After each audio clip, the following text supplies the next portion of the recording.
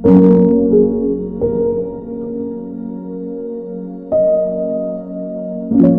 160,000 tapos ngayon, sa bahay namin, bumili ako ng aircon. Tapos yung pinapinturahan ko.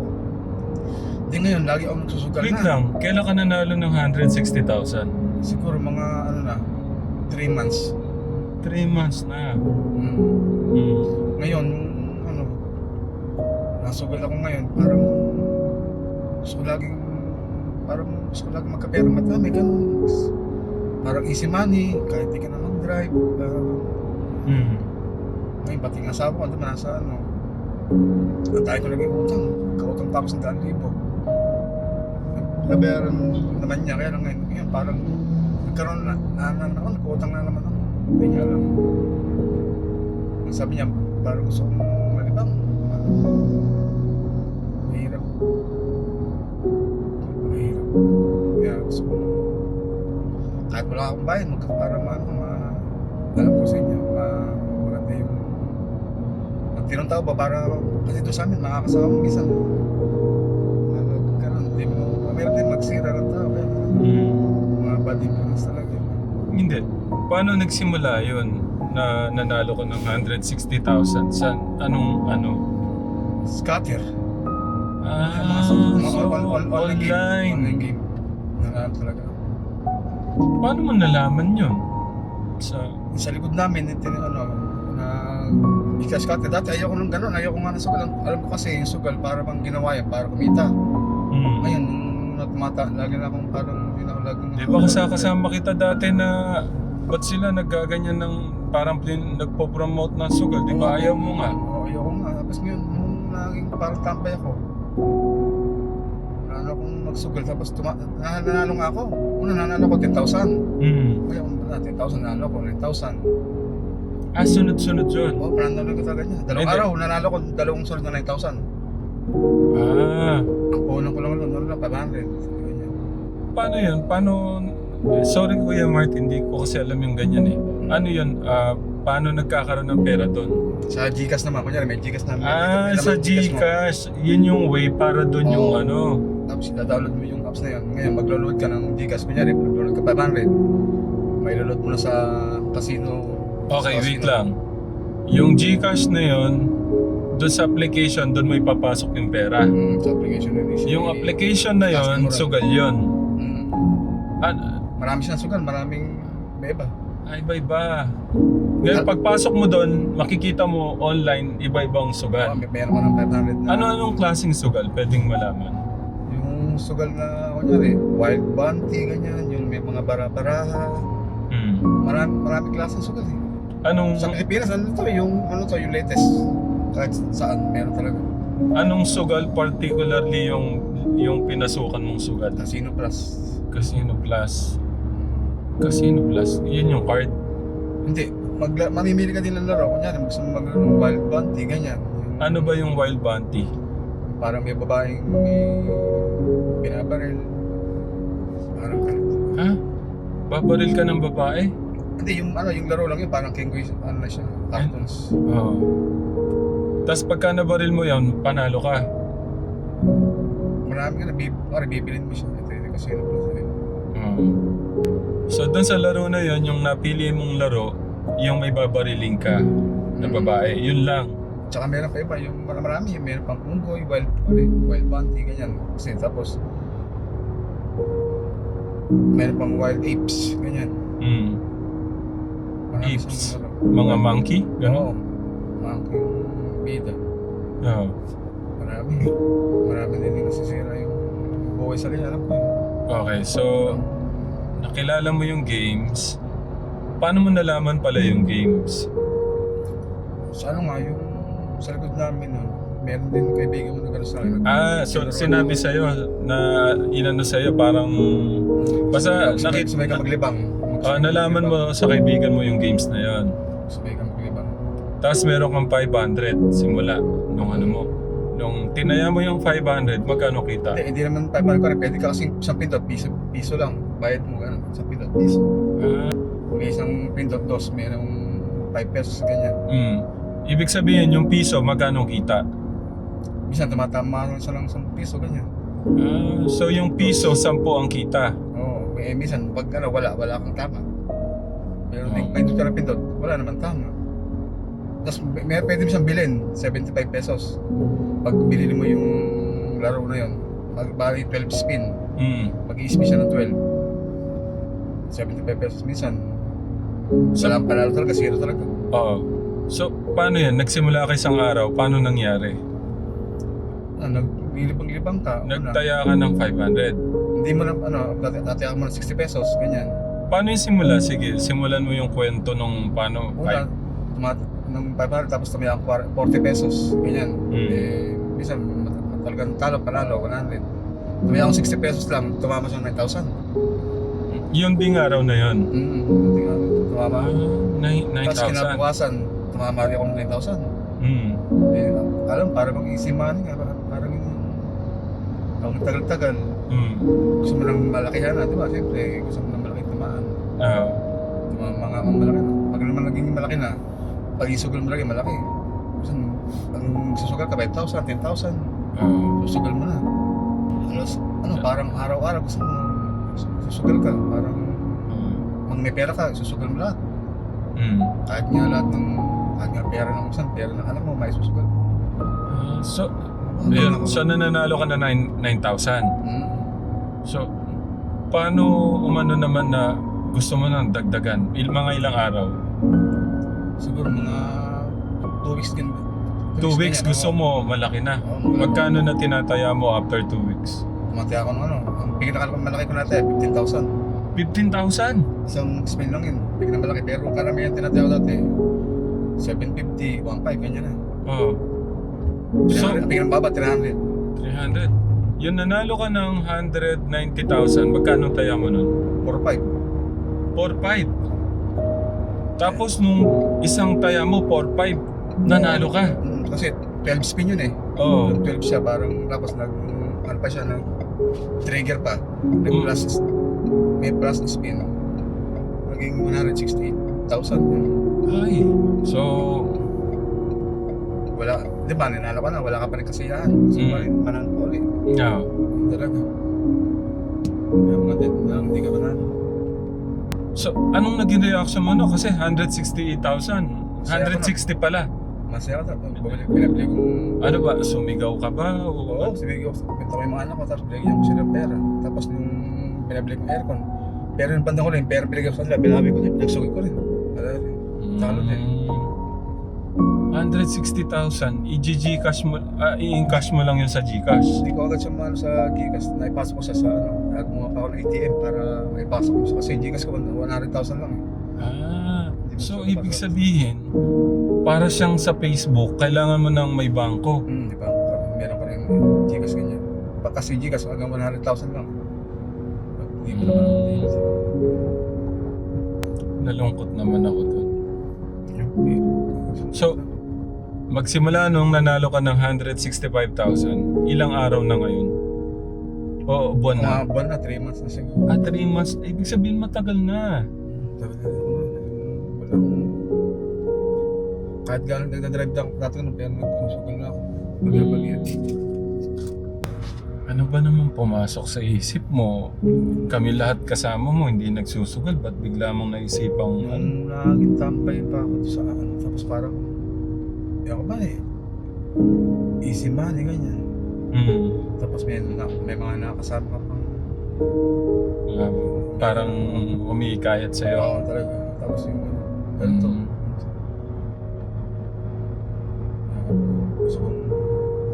Gusto mo na magpakamatay. Kaya naisip mo, parang kung magpakamatay ka, ikaw ang talo. Talo ka kay Lucifer. Parang sa bahay meron. Isa parang may nakikita na ako, gano'n. May ibang pang, yung isang mata, gano'n. So, parang... Ngayon kasi nag-isa ako sa bahay namin, isang anak ko kasi nasa Buliwog. Nag-aaral nga, naka-dorm. Tapos yung ko naman mayroong anak, yung ako, kakanta ko natin bilhin. Nasa dulo kasi hindi pa gano'n sanay mag-alaga. Tapos ang kasama. Alam mo na ayaw ko din yung sugal. alam mo, ginawa, 2 beses ko pong nagawa sa asawa ko. Kaya talo ko sa rin, naawa ako. Hindi ko alam kung pumasok sa usip ko. Ayoko kasi, masakit yung dibdib ko pag kinikim ko. Nilabas mo lang, Kuya Martin. Mas magandang ano. Magandang mailabas mo yung ano mo. Alam ko, paano? Dahil ko na pera. Inusaw. Ang sakripisyo ng asawa, hindi ko na pwede ba napasip pag minsan ba nag-drive para ulutang. Naisip ko pero gusto ko siya ilabas. Namumutang ako kung saan. Wala na akong kawawa. Naawa ako sa sarili. Sa mga asawa. Hindi pa lang. Ano ba nangyari? Dati kalawang buhay na, malawag na. Masama na, yung magaan na. Ewan ko, parang pinabibigat ko pa. Dati naging problema ko, tapos alam ko nung napakabigat, inulit ko na naman.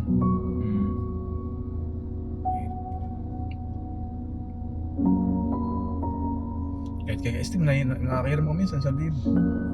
Buti ngayon, hindi na buti hindi na ako pinapin para dahil sa sugal. Gusto mo magkano? Ang hiram, magano, pera.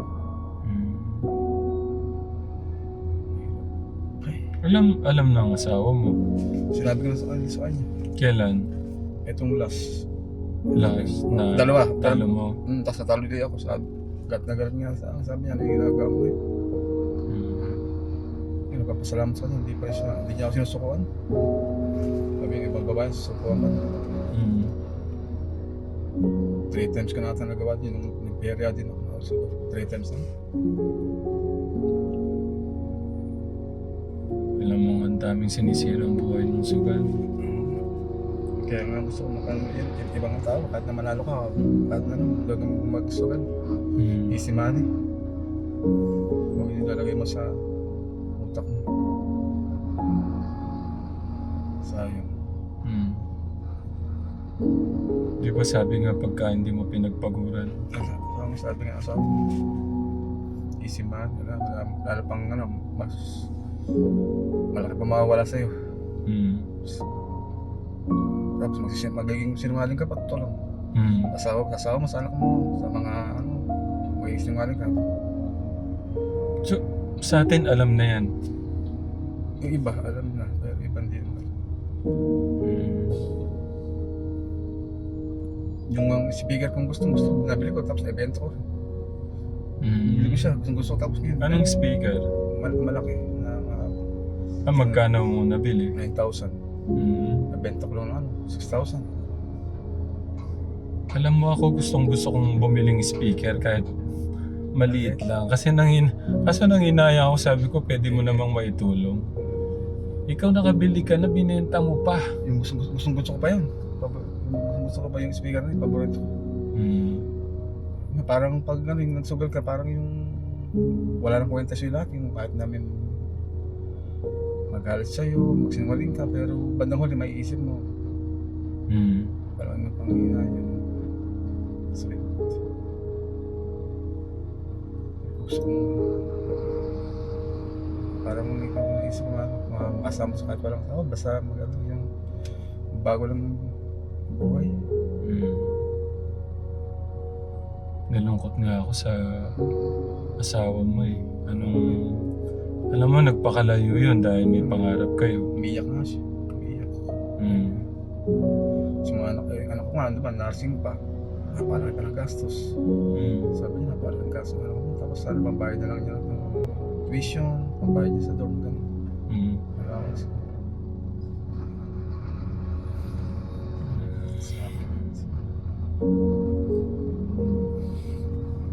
Ba't kasi may mga ganyan pang sugal-sugal sa application, no? Napakarami na masira. Yung meron mga napapakamatay.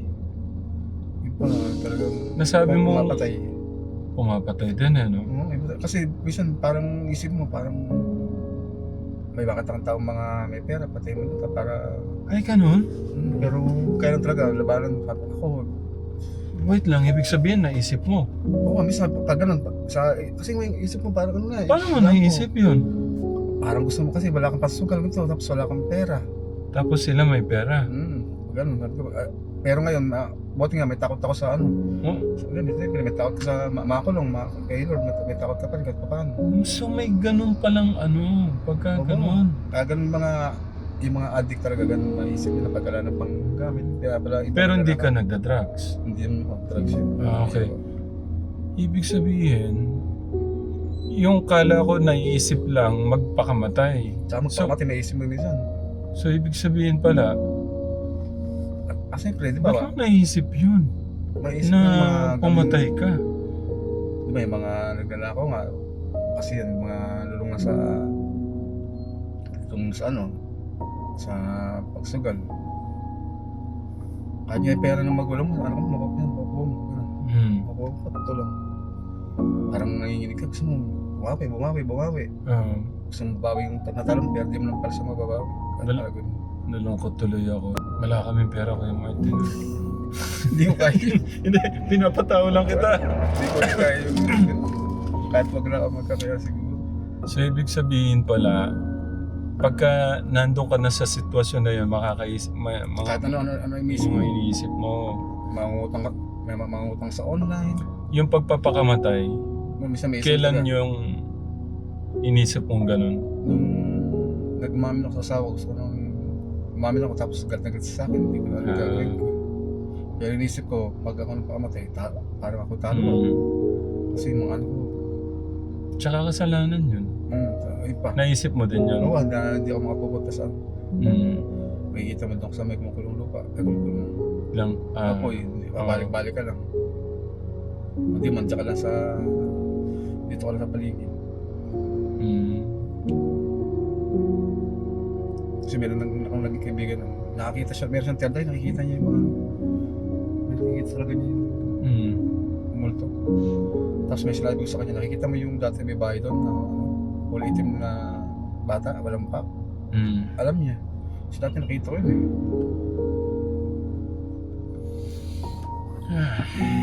Kung niniwala ko sa bahay, merong masamang espiritu, ganun o asay din yun. Pero minsan talaga, di makakontrol sa sarili mo. Pag na-addict ka na sa sugal. Pero ngayon, gusto kong malaman, ano yung umiikot sa puso't isip mo? Gusto ko talaga magbago. Para sa... May ako na kasi ako, may sa mga anak ko lang yun. Gusto ko magbago. Alam yun ni Lord, gusto ko talaga dapat talaga ko. Gusto ko magbago lahat. Malaki kasalanan ko sa pamilya. Yun lang, gusto ko talaga. Kaya gusto ko kasi isama mo lang kahit walang sound. Ano lang, iba yung way ng buhay. Dati hindi naman ako ganito, di ba? Nung tinawagan mo ako, natuwa ako. Sabi.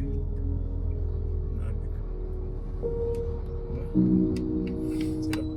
Alam ko yung mga pamilyang, di ba? Maganda yung nasa mga pamilyang matino, di ba? Yung Diyos. Ayan. Kanina ano yung naririnig mo, naintindihan mo yung ano, yung pinapakinggan ko? Oo, nung diba, yung siya nga, naging ano pa, nagmariwana, nag-ano pa. Kaya tapos yun, sabi ko parang tinataon pa yung... Diba? Tinataon pa sa akin, sabi ko, minakulong siya, ganito. Tapos di ba, nag-drugs siya. Nakarelate ka pala doon? Wala. Kaya nga, sabi ko, parang tinataon. Bakit ko na-play no? Umapin na, tapos nung kanina, kaya gusto ko sabihin, tinamahan pa. Ito pa yung naging ano, yung... May siya, pero siya nakulong siya. Kaya ako, sabi ko, hanggat sa maaari, ayoko na magawa talaga ng krimen. Sabi ko, yun hindi ko gagawin.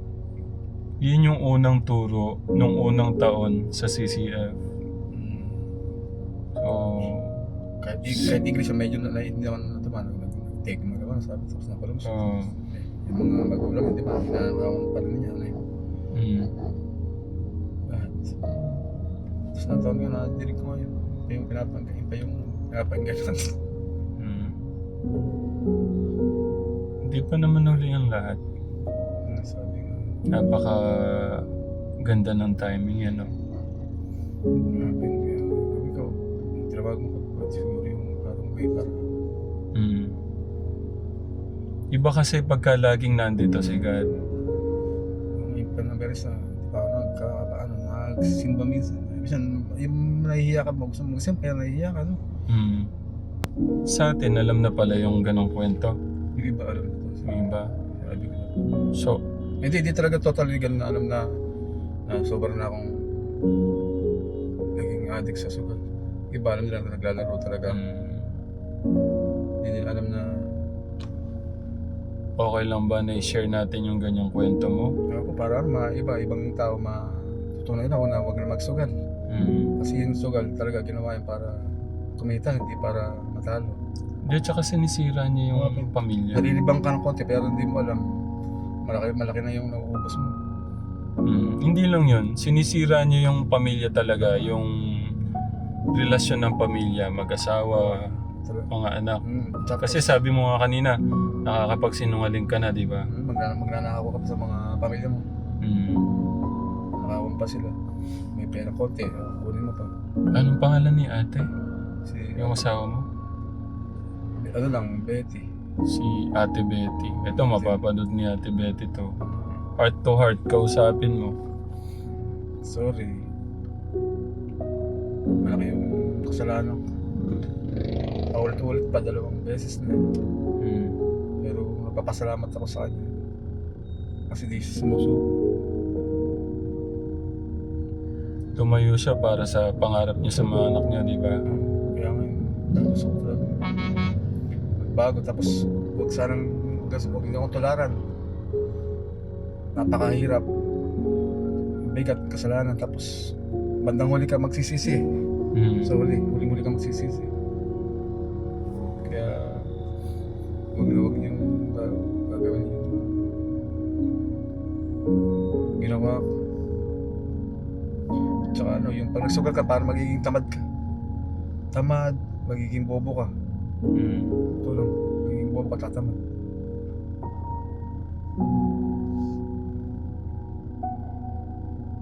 Sayang yung pera.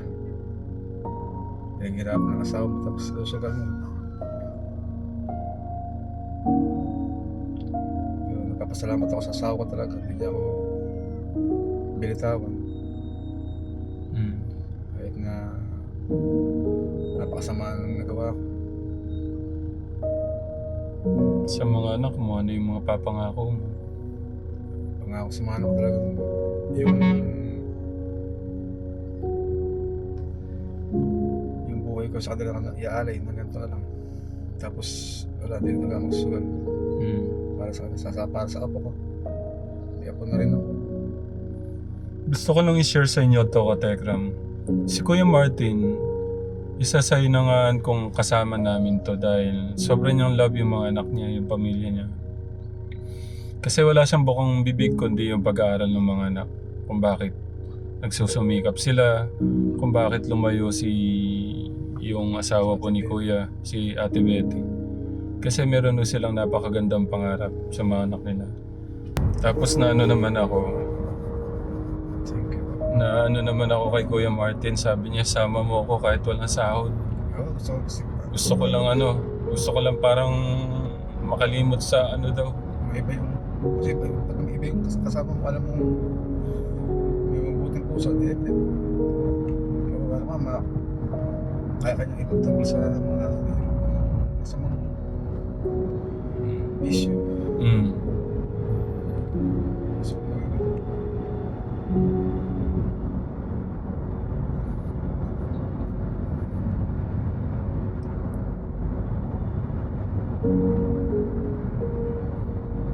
kaya sabi mo magparehab ka, sumama ka na lang sa tao mo na kaya ko na.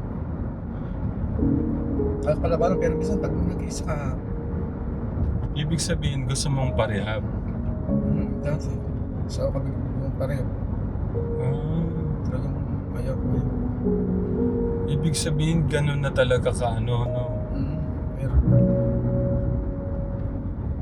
ang lagi naman inisip yung anak ko yan. Yeah.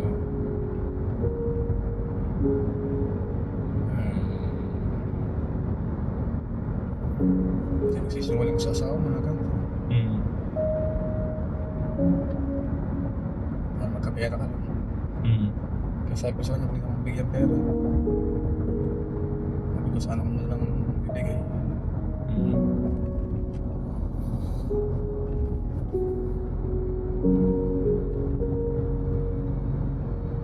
Malaking gas. Mm. Bilis. Tapos di pa ako nakakatulong, nakakaperisyo pa ako. Yeah. Alaban ako.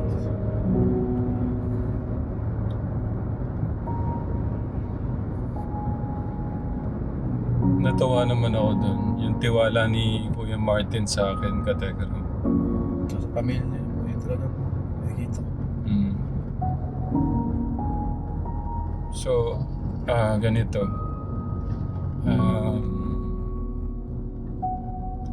Paano mas magandang gawin natin, Kuya Martin? Okay. Kasi gusto ni Kuya Martin sumama daw kahit wala namang sahod. Wala sa basta mag Basta siyempre, tumulong na lang. tumulong na lang daw. Siyempre, sino ba ako para humindi ho dun sa gusto niya? Kasi parang, ang ano niya, gusto niya sumama kahit walang sahod. Basta makatulong lang, makalayo po dun sa kanyang bisyo.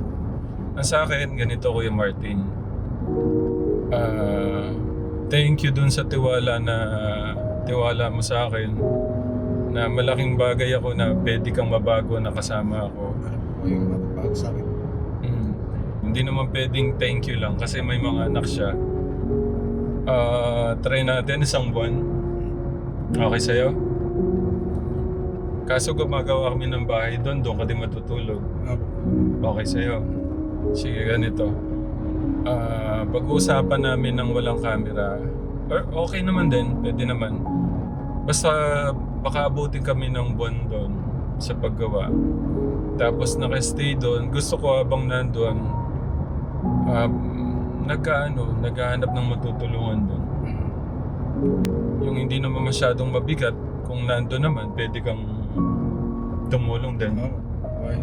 Ilibis. Nandun din si Kuya Darius, Tito Darius. Ayun, thank you sa tiwala. Basta sigad lang dito para hindi tayo maligaw. Ha? Okay? Medyo naligaw. Kaya, Basta sigad lang lagi para hindi tayo maliligaw. Pagka linagay natin dito ang kamunduhan, sa puso't isip natin, pagka linagay natin yung kamunduhan, maliligaw talaga tayo.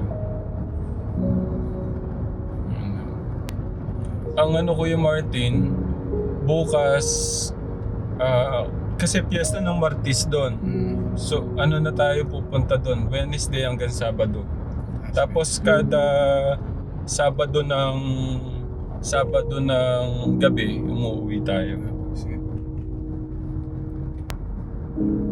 Tapos bigyan kitang Bible para ano. Hindi, napakahalaga nung nakakabasa ka ng Bible.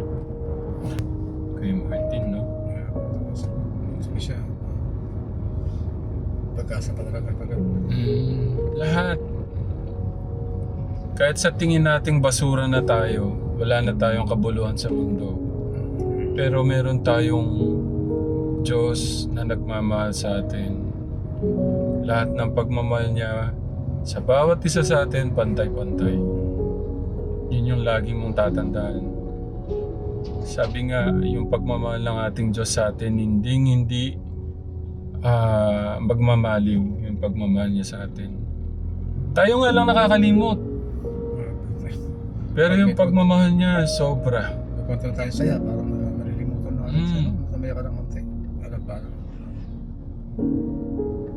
Pero napaka-bless mo. Dumaan niya kasi gusto kang niyang maging matatag. At saka pa, kailangan ko sa tuloy makilala. Tapos hanapin siya. Mas kilalanin siya. Yung iba nga hindi nakakayanan. Buti ka nga, napaka-bless mo.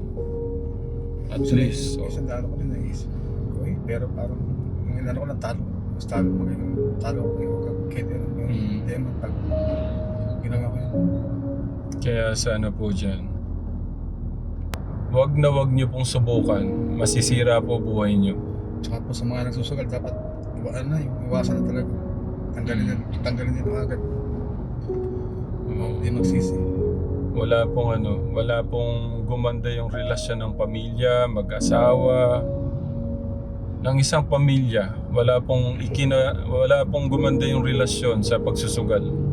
Yung ganyang Pwede sabihin natin panandiling yung kaligayahan, pero hindi ho yun yung tunay na kaligayahan na hinahanap natin na gustong ibigay ng ating Diyos. Ang gustong ibigay na kaligayahan ng ating Diyos, yung panghabang buhay na kaligayahan sa atin. Kaya wag niyong susubukan, masisira po ang buhay niyo. Katekra. So yun lang, isang patunay na si Kuya Martin sa buhay niya na masisira po yung buhay po natin pagka po nakalimutan natin ang ating Diyos sa buhay po natin. Kaya yun lang, thank you Kuya Martin sa sana yung pag-share mo ng kwento ng buhay mo maraming Marami. Kaya sinare ko din para din po sa kanila para wag akong gayahin. Para makaiwas kagad sila sa pagsisisi. Malaki. Kasi yung pamilya mo sinaktan mo, tapos na-realize mo bandang ulit, mas ikaw masasaktan. Mas masakit pa. Ayun. So nanggaling po kay Kuya Martin, kung ayaw po natin saktan ng pamilya natin, pero tapos na-realize mo bandang ulit, mas matindi sakit sa'yo. Sa'yo yung sakit. Balik. Kaya sisisi. Kasalanan mo sa mga pamilya mo, di ba? Hirap nila, di mo hindi. Sakripisyo nila. Kaya maganda ng maging tapat sa tapat. Maging tapat sa pamilya mo, tapos sa